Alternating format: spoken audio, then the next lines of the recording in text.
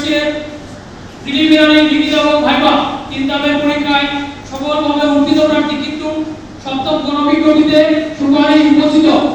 NTRC কর্তৃপক্ষ 2015 সালের বিধি অনুযায়ী শূন্য পদের বিপরীতে আমাদের 60,634 জন প্রার্থীকে চূড়ান্ত উত্তীর্ণ করিয়েছিল। পাশের হার ছিল শতকরা মাত্র 3.24%। এই কঠিন প্রতিযোগিতায় 3 ধাপে উত্তীর্ণ হওয়ার পরেও গণবিজ্ঞপ্তিতে বিষয়ভিত্তিক শতভাগ শূন্যপদ যুক্ত না করা এবং পূর্বের সুপারিশ প্রাপ্তদের বারবার আবেদনের সুযোগ দেওয়ার কারণে আমরা ইতিমধ্যে 2 বার সুপারিশ বঞ্চিত হয়েছি।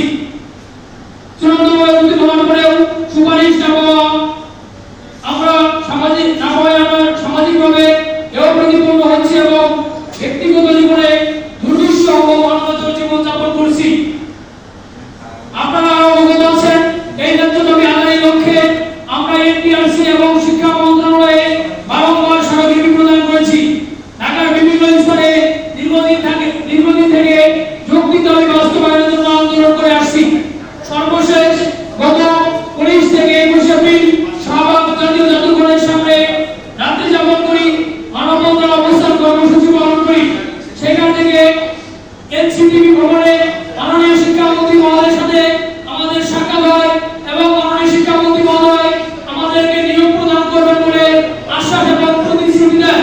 মাননীয় শিক্ষামন্ত্রী মহোদয় যে আশ্বাস এবং প্রতিশ্রুতি দিয়েছেন আমরা তার দ্রুত সময়ের মধ্যেই বাস্তবায়ন চাই।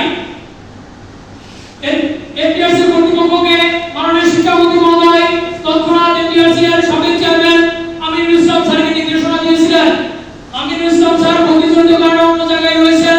বর্তমানে ভারপ্রাপ্ত দায়িত্বে থাকা চেয়ারম্যান জনাব নুরুল আলম সিদ্দিকী স্যারের দৃষ্টি আকর্ষণ করছি সুপারিশ বঞ্চিতদের দ্রুত